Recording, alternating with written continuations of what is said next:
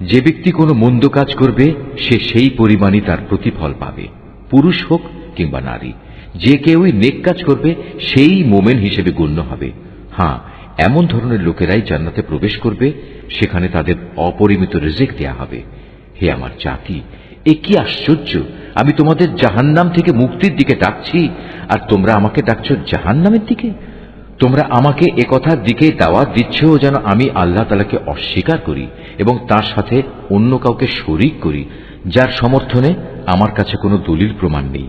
পক্ষান্তরে আমি তোমাদের আহ্বান করছি সেই আল্লাহ তাআলার দিকে, যিনি পরাক্রমশালী ও ক্ষমাশীল।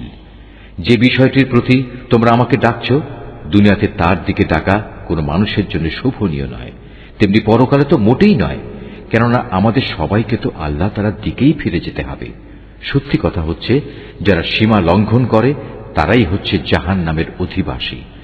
আজ আমি তোমাদের যা কিছু বলছি অচিরেই তোমরা তা স্মরণ করবে, আর আমি তো আমার সব কিছু আল্লাহ তাআলাকে সুপর্দ করছি।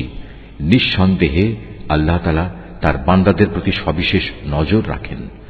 অতঃপর আল্লাহ তাআলা তাকে ওদের যাবতীয় ষড়যন্ত্রের অনিষ্ট থেকে রক্ষা করলেন এবং একটা কঠিন শাস্তি এসে ফেরাউন সম্প্রদায়কে গ্রাস করে নিল।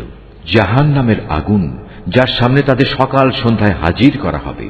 আর যেদিন কিয়ামত ঘটবে সেদিন ফেরেশতাদের বলা হবে, ফেরাউনের দলবলকে কঠিন আযাবে নিক্ষেপ করো। হে নবী, যখন এ লোকেরা জাহান্নামে বসে পরস্পর বিতর্কে লিপ্ত হবে, অতঃপর যারা দুর্বল ছিল তারা এমন সব লোকদের বলবে যারা ছিল অহংকারী, আমরা তো দুনিয়ায় তোমাদের অনুসারী ছিলাম, এখন জাহান্নামের আগুনের কিছু অংশকে তোমরা আমাদের কাছ থেকে নিবারণ করতে পারবে? অহংকারীরা এর জবাবে বলবে, কিভাবে তা সম্ভব? আমরা সবাই তো তাতেই জাহান্নামে পড়ে আছি।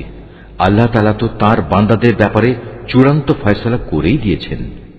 তারপর যারা জাহান্নামে পড়ে থাকবে তারা এখানকার প্রহরীদের উদ্দেশ্য করে বলবে, তোমরা অন্তত আমাদের জন্য তোমাদের মালিকের কাছে দোয়া করো, তিনি যেন কোনো না কোনো একটি দিন আমাদের উপর থেকে আযাব কম করে দেন। তারা বলবে, তোমাদের কাছে কি তোমাদের নবীরা সুস্পষ্ট নিদর্শন নিয়ে আসেনি?